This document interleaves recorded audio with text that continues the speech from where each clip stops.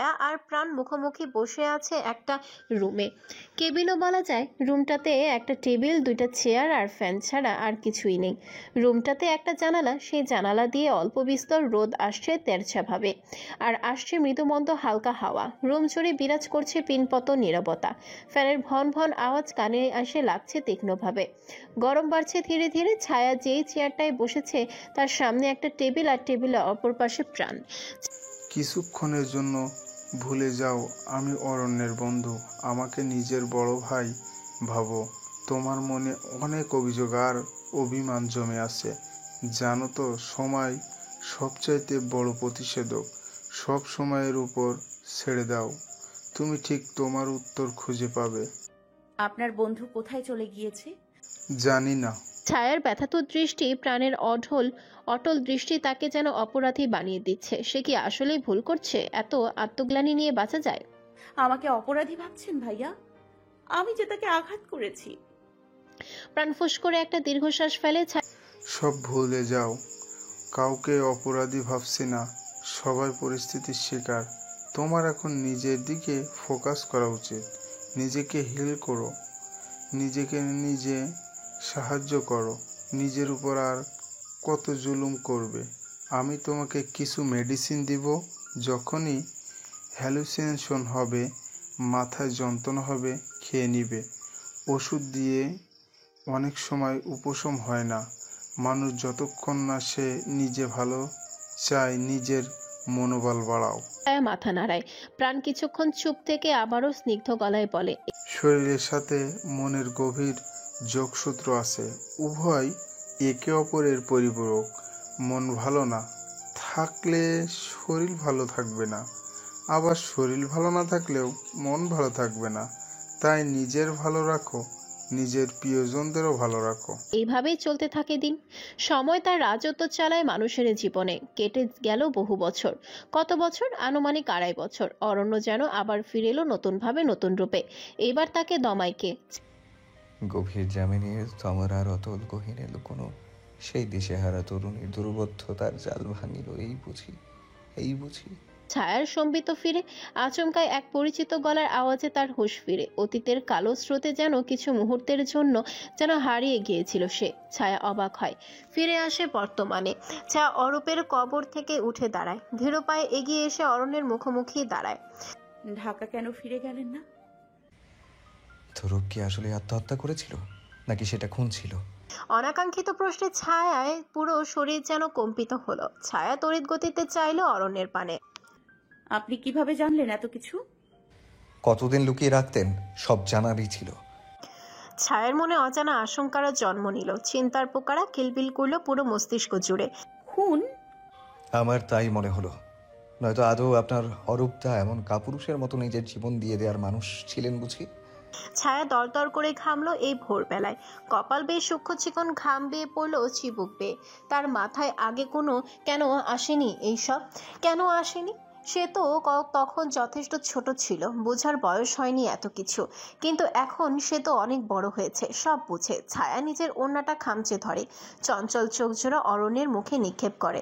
ছায়া আর দেরি করলো না। আজ বহু বছর পর সে বাড়িতে পা দিবে, যে বাড়ির চৌখাট মারায়নি অরূপদা চলে যাওয়ার পর। ভুলে যাবেন না ছায়া করি, আমি আছি সাথে। অরণ্য চিৎকার করে জানায়। ছায়া অরণ্যের কথা শুনে একটু শান্তি বোধ করে। মনের মধ্যে ভালো লাগার প্রজাপতিরা ডানা ঝাপটালো। সে একা না, যাক কেউ তো আজ সাথে আছে তার সাথে এই যাত্রায়।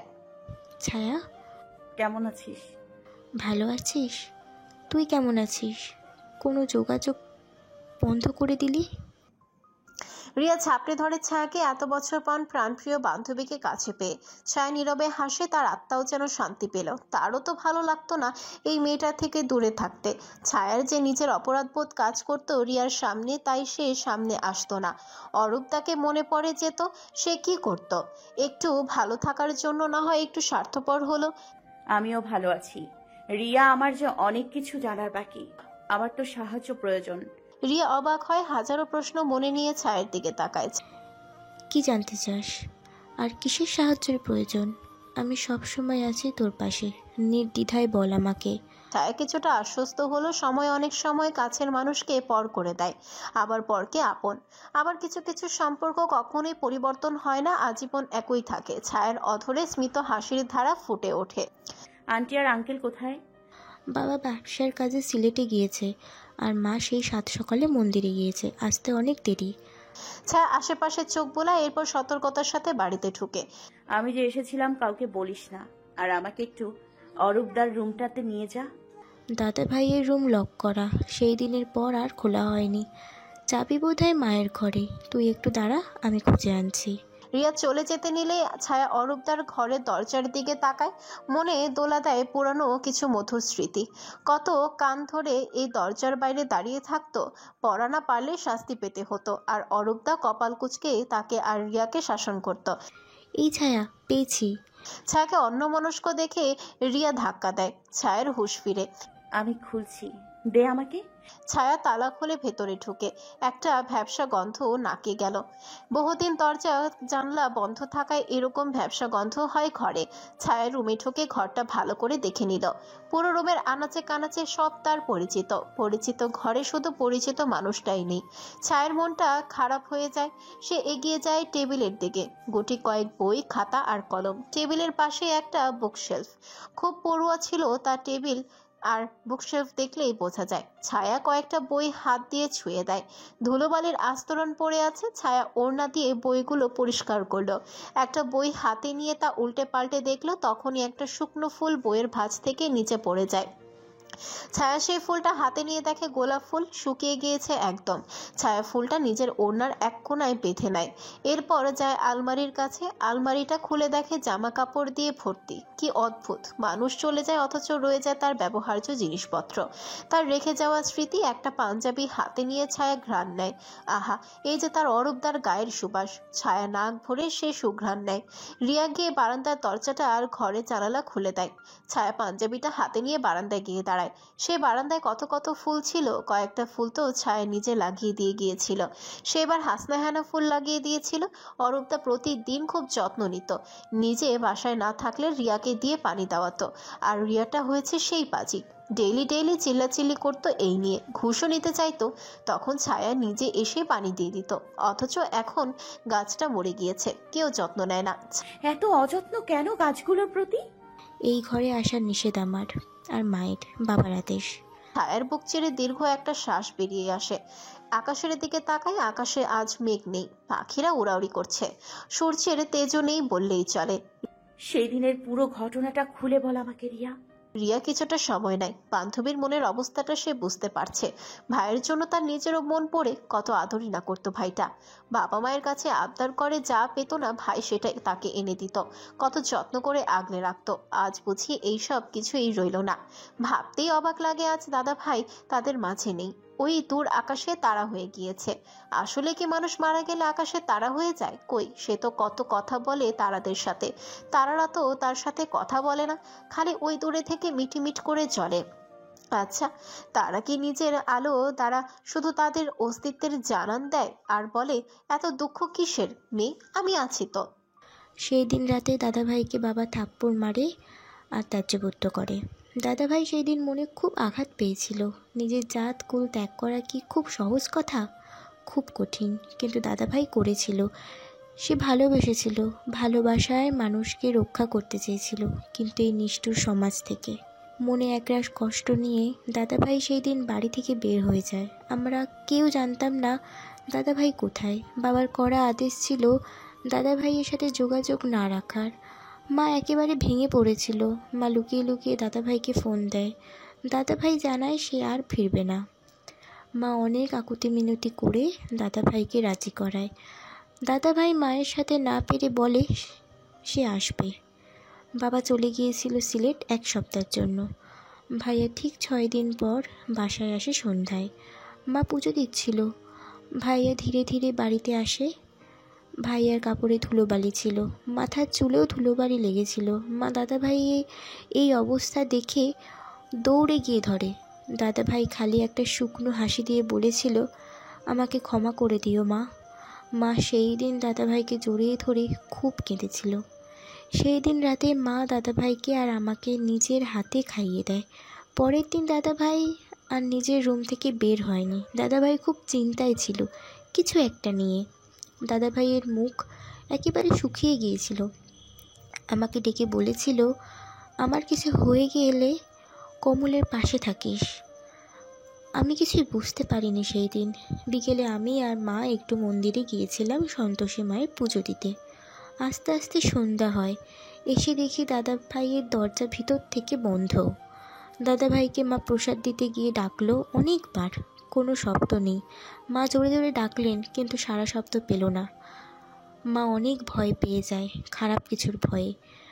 মা কাঁদা শুরু করলেন। আমি দৌড়ে গিয়ে মানুষ নিয়ে আসলাম। রঞ্জিতদা আর কুণালদা এসে দরজা ভাঙলো। ভিতর থেকে লাইট বন্ধ ছিল। আবছা আবছা দেখা যাচ্ছিল যে ফ্যানের সাথে কিছু একটা ঝুলছে। মা গিয়ে দৌড়ে জাপটে ধরে দাদাভাইকে। রঞ্জিতদা আর কুণালদা দাদাভাইকে নামায়। দাদা কেন আত্মহত্যা করলো আমরা কেউ জানি না। মা এটাই ধরে নেয় কারণটা তুই। বাবা তো থানায় কেস করেছিল কিন্তু ওসি কেস ফাইল করেনি, বলেছে আত্মহত্যার কেস তারা ফাইল করে না। এরপর তো জানিসই সব। ছায়া জহুরি চোখে পুরো রুমটা পর্যবেক্ষণ করলো। ছায়া বারান্দায় গিয়ে চেক করে সেইখানে গ্রিল নেই যে কেউ দেয়াল টপকে উঠতে পারে। বাইরেটাও দেখে নিল, সিসি ক্যামেরা আছে 2টা। এবার ছায়া টেবিলে গিয়ে কোনো চিঠি আছে কিনা সেটা খুঁজলো। বলা যায় সুইসাইড নোট। ছায়া এবার হতাশ হয়। ছায়ার হাত লেগে একটা বই টেবিলের নিচে পড়ে যায় চট করে। ছায়া বইটা নিচে থেকে তুলতে গেলে দেখে একটা কলমও পড়ে আছে। ছায়া কলম আর বইটা তুলে টেবিলে রাখে। ঠিক তখনই রিয়া এসে সেই কলমটা হাতে তুলে নেয়।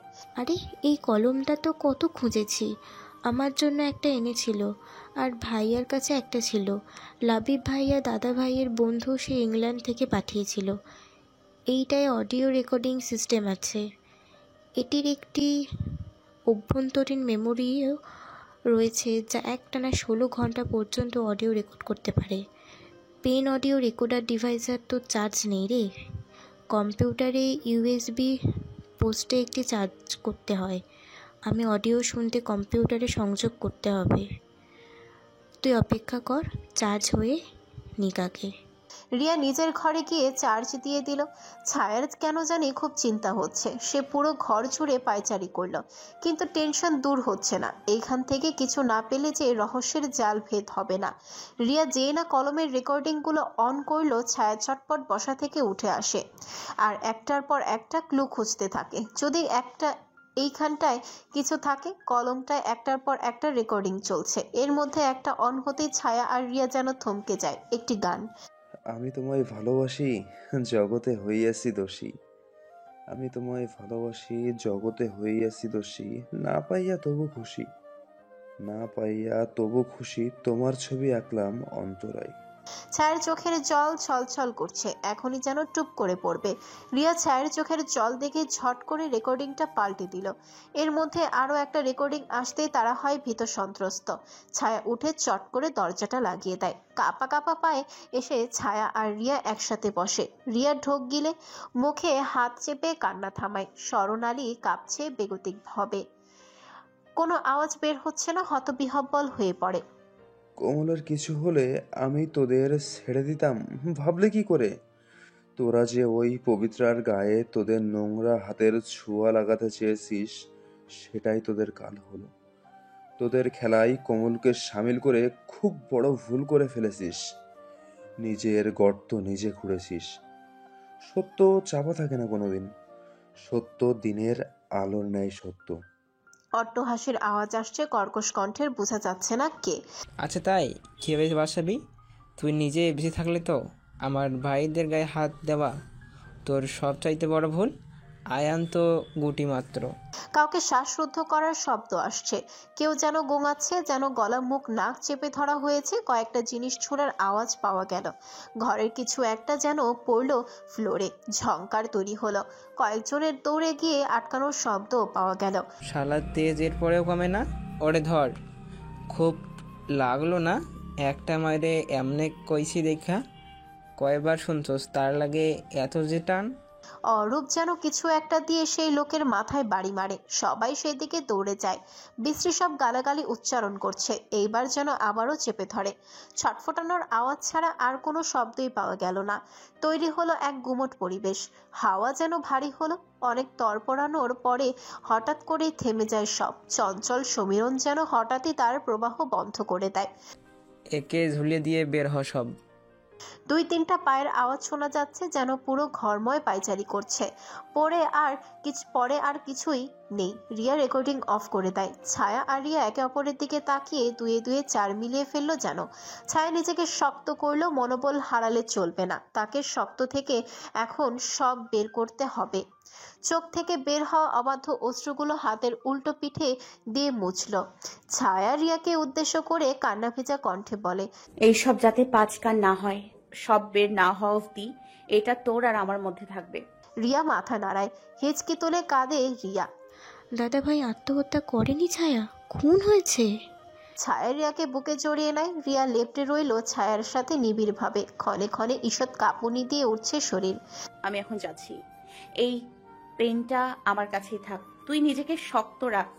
রিয়া, আমাদের নিয়ে খেলা হয়েছে আর আমরা বুঝলামই না। আগে কেন খুঁজলাম না সব? অরূপদার সাথে ওদের কিসের শত্রুতা ছিল? ওরা জানতে পারলে আমাদেরও শেষ করে দেয়া হবে। সামনে আমাদের অনেক কিছু ফেস করতে হবে। এই রেকর্ডারটাই হবে আমাদের চাবি। তারা হয়তো জানে না। জানলে এইটা আমাদের হাতে এখন থাকতো না, তাই এইটা আমাদের কাজে লাগতে পারে। ছায়া, পুলিশকে ইনফর্ম করে দিই? একদম না। পুলিশ এখানে কিছু করবে না। তারা উপযুক্ত প্রমাণ চাইবে। যেহেতু প্রথমেই তারা কেস নেয়নি, তার মানে ঘাপলা কিছু একটা আছে, ওপরের কারো হাত আছে, তাই তাদের কিছু জানানো যাবে না। রিয়া সম্মতি জানায়। আমি এখন যাচ্ছি রিয়া। কোনো দরকারে আমাকে ফোন দিবি। বাসায় যাস। আসছি। ছায়া প্রস্থান করে। তার চেয়ে অনেক কিছু জানার বাকি। এর পেছনের মাস্টারমাইন্ড কে সেটা বের করতেই হবে। ছায়ার একটা কথা স্মরণ হয়, আহান তো গুটি মাত্র। তবে কি আহানও জড়িয়ে আছে এর সাথে? আর আহান সেবার জেল থেকে একদিনের ব্যবধানে ছাড়া পায় কিভাবে? মাথায় জোট পাকিয়ে যাচ্ছে সব। অরণ্য কিভাবে জানলো সব? ছায়া নিজেকে পাগল পাগল লাগছে। কার কাছে পাবে সব জবাব? তবে এর আগে বাড়ি ফেরা উচিত। সবাই হয়তো খুঁজছে। কি বলবে বাড়ি গিয়ে? অনেকটা দেরি হয়ে গেল। একবার অরণ্যের সাথে যোগাযোগ করা উচিত। একমাত্র সেই পারে সমস্যার সমাধান দিতে। এতক্ষণ কই ছিলি? বাসায় আসতে না আসতে শুরু করে দিলি রঙ্গলীলা সেই আগের মতন করে। কয়লা ধুইলে ময়লা যায় না। চরিত্র যার সমস্যা ছোট থেকে, তার চরিত্রে ভালো হইব না জানা কথা। একদিন বাড়ি এসেই ভোরবেলা উইঠা 10টার সময় বাড়ি আসিস। 5 ঘন্টা ধইরা কই আছিলি? কোন পোলার সাথে ছিলি? রওশনা বেগম কথায় ছায়ার শরীর রাগে ঘৃণায় থরথর করে কাঁপছে। ছায়া হাত মুষ্টিবদ্ধ করে রওশনা বেগমের চোখের দিকে তাকিয়ে জবাব দেয়, আসলেই ফুপি, কয়লা ধুইলে ময়লা যায় না। যেমন আপনার চুগলখড়ির স্বভাব কোনোদিন যাবে না। আপনি নিজের পরিবার রেখে অন্যের পরিবারের ব্যক্তিগত বিষয়ে কেন নিজের বাম হাত ঢোকান? নিজের ছেলে কি করে বেড়াচ্ছে তার খবর রাখেন? ঠিকই তো ভাইয়ের বাসায় এসে পড়ে থাকেন। নিজের পরিবার সামলাতে পারেন না, ভালো কথা।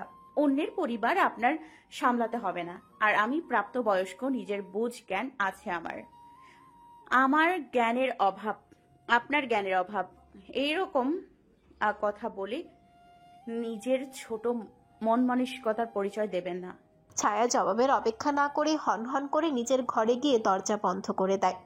রওশনারা বেগমের গা পিত্তে যেন চলে গেল। একরত্তি মেয়ে তাকে এতগুলো কথা শোনালো। রওশনারা বেগম কান্না জুড়ে দেয়। কোমরে গুজা ওড়না খুলে মাথায় দিয়ে মুখ চেপে দরজায় হাতল ধরে সেইখানে বসে পড়ে। হাউমাউ করে নাকা কান্না জুড়ে দেয়। রেজাউল সাহেব আর মীরা বেগম দৌড়ে আসেন। হামিদা বানু আস্তে ধীরে এগিয়ে আসেন। এসে মেয়ের দিকে ভালো করে তাকায়। ও ভাই, আমি কি আপনাদের পরিবারে নিজের বাম হাত ঢোকাই? আমি কি আপনাদের পরিবারে এসে পড়ে থাকি খালি? ঝগড়া বাঁধাই? তবে এই একরত্তি মেয়ে আমাকে অপমান করে কিভাবে? মীরা বেগম একবার স্বামীর দিকে তাকালেন। মুখটা শুকিয়ে রয়েছে, মুখে চিন্তার ভাঁজ। এমনিতেই একটা অ্যাটাক হয়েছে হার্টে, আবার হলে বাঁচানো মুশকিল হবে। তাই নিজের স্বামীকে চিন্তামুক্ত রাখার যথাসাধ্য চেষ্টা করেন। মীরা বেগম এবার রওশনারা বেগমের দিকে তাকায়। কি হয়েছে আপা, কাঁদছেন কেন? ভাবি আপনার মেয়েকে নিয়ে জিজ্ঞেস করুন কিভাবে আমাকে অপমান করেছে। যুবতী মেয়ে কোথায় গেল সকাল সকাল চিন্তা হচ্ছিল, তাই জিজ্ঞেস করছিলাম কোথায় গিয়েছে। কিন্তু আমি জিজ্ঞেস করলে আমাকে উত্তর তো দিলই না, উল্টো আমাকে বাজেভাবে অপমান করলো। আমি নাকি মূর্খ, আমার জ্ঞান নেই, নিজের পরিবার সামলাতে জানি না। কত বড় বেয়াদব হয়েছে। আরও ঢাকা পাঠান মেয়েকে উচ্চশিক্ষিত করতে। মেয়েদের কাজ হেসেল সামলানো, অথচ মেয়েকে নাকি ডাক্তার বানাবে। মীরা বেগমের মুখটা চুপসে যায়। আপা, ছায়া তো শুধু শুধু কাউকে কিছু বলে না। রসনারা বেগম ঝামটা মেরে উঠে এসে মীরা বেগমের সামনে আসে। তো আপা, আপনি কি আমাকে বলতে চাচ্ছেন যে আমি কিছু করেছি? হামিদা বেগম মেয়েকে খুব ভালো চেনে, তাই নিজেই মেয়েকে চুপ করায়। আরেকটা কথা কবি না কইলাম রসো, তিলরে তাল বানানোর স্বভাব তোর গেল না। যা ঘরে যা, আমি আমার নাতনির লগে কথা কমুনি। রসনারা বেগমের ভেতরে জ্বালা আগুন যেন মিয়ে গেল। যত যাই করুক মায়ের মুখের উপর কথা বলতে পারে না একটা ঘটনার পর থেকে। সেদিন ছিল কালবৈশাখীর ঝড়ের রাত। বাসায় কেউ ছিল না, মা বাবা ভাইয়েরা সবাই একটা অনুষ্ঠানে গিয়েছিল। কিশোরী ছিল তখন, সে সবে এসএসসি পাশ করেছে। তখনই তার মনে একজনকে খুব ভালো লেগে যায়, কিন্তু ছেলেটা ছিল গরিব। স্কুলে আসা যাওয়ার সময় চোখে চোখ যখন পড়তো তখনই চোখ নামিয়ে নিত।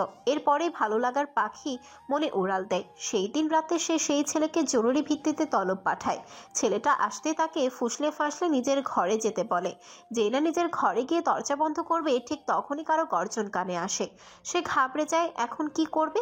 সে একবার পেছনে তাকিয়ে ছেলেটিকে দেখে নেয়। লুঙ্গি পরা শ্বেতবর্ণের এই ছেলেটি অতিমাত্রায় গবেট। তাকে ফাঁসালেও কিছু করতে পারবে না, তার উপর সে নিচু শ্রেণীর গরিব। রসনারা বেগম নিজের জামাটা কিঞ্চিত টান দিয়ে ছেলেটি দৌড়ে আসে আর অবাক হতবাক হয়ে যায়। বিপদের আশঙ্কা করতে পারে। তখনই রসো জোরে চিৎকার করতে থাকে। হামিদা বানু যেন নিজের ভাষা হারিয়ে ফেলেন মেয়ের কাজে। জলদি বিষয়টা কারো কানে যাবার আগে নিজের রুমের ভেতর ঢুকে পড়ে। সেই দিন হামিদা বানুর সন্দেহ তৈরি হয় মেয়ের উপর। অনুষ্ঠানে খারাপ লাগায় মিজান তাকে বাড়ি নিয়ে আসে। এরপর সে চলে যায় আবার। হামিদা বানু নিজের মেয়েকে দেখলেন একটা ছেলেকে নিয়ে স্বেচ্ছায় ঘরে যাচ্ছে। আর করিম ছেলেটা অতিমাত্রায় সরল, ছোট থেকে চোখের সামনেই বড় হয়েছে। সে এমন গর্হিত কাজ করতে পারে না, তা কল্পনার বাইরে। এরপর মেয়েকে ভালোভাবে চেপে ধরলে সব সত্য বেরিয়ে আসে। হামিদা বানু সেই দিনের ঘটনা সবার থেকে চেপে যায়। এরপর থেকে আর মায়ের মুখের উপর কথা বলতে পারে না রসনারা বেগম। রসনারা বেগম দপাদপ পা ফেলে ঘরে চলে যায়। আজই চলে যাবে সে। যে বাড়িতে তার সম্মান নেই সে বাড়িতে সে থাকবে না। ঘরে গিয়ে ব্যাগ গোছানো শুরু করে। কিয়ারা যেতে রাজি না হলে সপাটে চড় মারে মেয়েকে। মীরা বেগম ত্রস্ত পায়ে রসনারা বেগমের ঘরে যায়। আপা, না গেলে হয় না? কিয়ারাকে মারছেন কেন? মেয়েটা কি করেছে? মীরা বেগম স্নেহের হাত বোলায় কিয়ারার মাথায়। কিয়ারা মেয়েটা মায়ের মতো হয়নি, একদম বাবার মতো সহজ সরল আর মিশুক হয়েছে। কিয়ারা বিছানার একপাশে বসে নাক টেনে কাঁদছে। মীরা বেগম কিয়ারার পাশে বসে। কাঁদিস না তো, আমি যেতে দিচ্ছি না তোকে। কিয়ারা মামিকে ঝাপটে ধরে। মানুষ যার কাছে স্নেহ পায় তাকে আঁকড়ে ধরতে চায়। মামি, তুমি খুব ভালো। ছায়া আপু এসেছে কতদিন পর। আপুর সাথে থাকবো, রোজের সাথেও আড্ডা দিব। অন্য সময় পরীক্ষা থাকে, মাত্রই শেষ হলো। মীরা বেগম আলতো হাসে। অন্যদিকে রসনারা বেগম ফুসফুস করছে। মোবাইল হাতে নিয়ে রবিনকে জানিয়ে দেয় তাকে এসে নিয়ে যেতে। এই মেয়ে থাকলে থাক, সঠিক সময়ে এসে ঘাপটি মারা যাবে। পুরোটা সময় রেজাউল সাহেব নীরব ভূমিকা পালন করলেন। নরম পায়ে হেঁটে মেয়ের ঘরের দিকে যান, গিয়ে কয়েকটা ধাক্কা দেন। ছায়া তখন মাত্রই হাত মুখ ধুয়ে বসেছিল বিছানায়। দরজায় এমন কয়েকটা টোকা শুনতে পেয়ে হাসে ছায়া, কারণ তার বাবাই গুনে গুনে 3টা টোকা দেয়। এরপর চুপ করে কোনো সাড়া শব্দ না করে দাঁড়িয়ে থাকে। ছায়া গিয়ে দরজা খুলে দেয়। রেজাউল সাহেব গিয়ে মেয়ের বিছানায় বসলেন। ছায়া গুটি গুটি পায়ে বাবার পায়ে কাছে বসলেন। আজ যে তার বাবার সাথে অনেক কথা বাকি, যা না বললেই নয়। পূর্বেই না বলে যে ভুল করেছে, এইবার সেই ভুল আর করতে চায় না। ছায়া বাবার দিকে নির্মল দৃষ্টিতে চায়। রেজাউল সাহেব মেয়ের মাথায় স্নেহের পরশ দেয়। কিছু বলবে মা?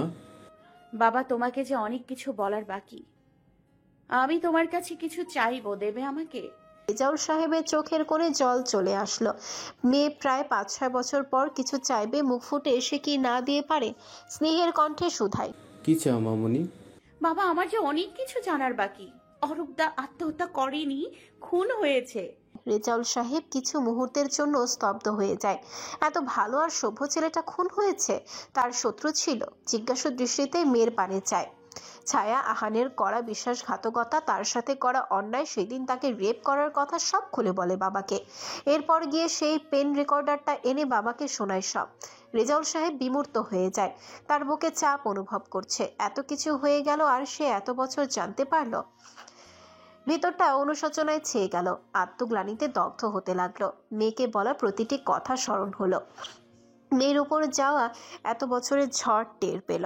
রেজাউল সাহেব বাচ্চাদের মতো কেঁদে দিল ছায়ের হাত ধরে, কান্নারত কণ্ঠে বলল, মারে, ভুল হয়ে গিয়েছে আমার, মাফ করে দিও তোমার এই অধম পিতাটাকে।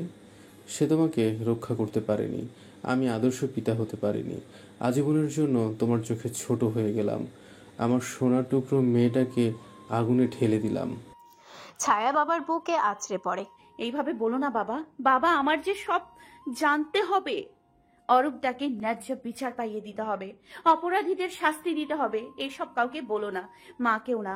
মা জানলে আমাকে বাসা থেকে বের হতে দেবে না ভয়ে। বাবা যে তোমার মেয়েকে বাঁচিয়েছে, নতুন জীবন দিয়েছে, সব সময় ঢাল হয়ে পাশে দাঁড়িয়েছে, নিঃস্বার্থভাবে ভালোবেসে গিয়েছে। তুমি চাইবে না তার খুনিরা শাস্তি পাক? রেজাউল সাহেব মেয়েকে বুকে জড়িয়ে বলে, আমাকে তোমার পাশে সব সময় পাবে মামুনি। আমি তোমাকে তোমার মায়ের মতো আটকে রাখবো না। তুমি মুক্ত, স্বাধীন। কে কি বলে সেটা তোমার অধম পিতা দেখে নেবে। ছায়াটুঠের কার্নিশ ঘেঁষে হাসি ফুটে ওঠে।